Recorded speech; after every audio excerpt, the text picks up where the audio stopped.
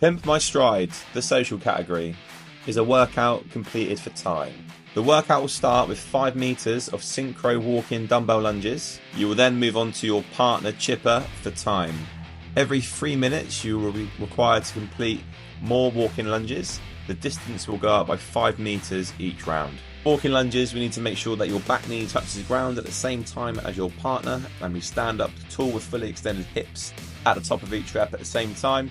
On screen now we have an example of some very poor no reps. We need to make sure that both feet start behind the line and both feet lunge beyond the line. If your half your foot is over the line, you'll be required to complete another full lunge. On to the chipper. Our first movement is 100 wall balls shared between you and your partner, one person resting at any one time. The standards of your wall ball, we need to make sure our crease of our hips getting lower than our knees on the squat portion, and we hit the appropriate target at the top position. Here comes a couple of examples of some no reps. So as you can see, we're not hitting depth in our bottom of our squat position, and we're not always hitting the appropriate target either. So we must make sure that we're squatting below parallel and we hit the correct target at the top. For our next movement, we have 100 butterfly sit-ups, which we again are going to share with your partner, one working, one resting at any one time. At the bottom of your rep, you need to make sure we touch the floor behind your head.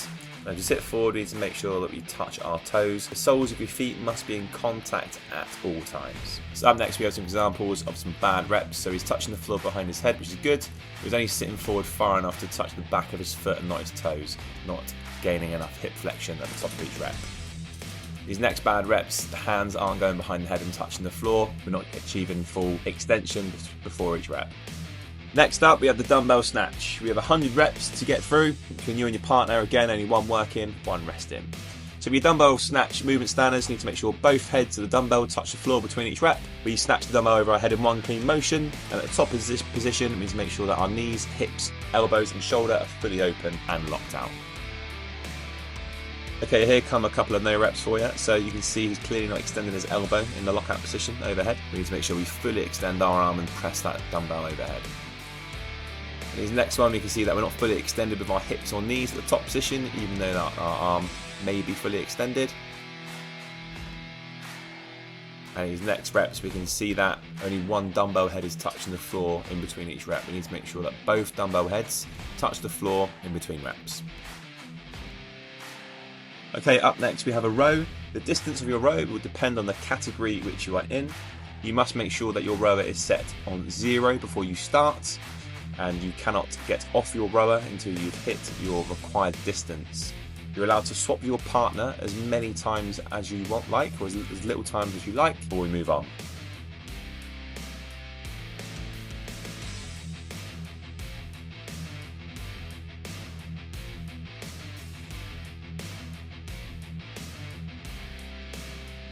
Alright guys, so our last movement of the chipper is going to be a 40 meter bear crawl, okay?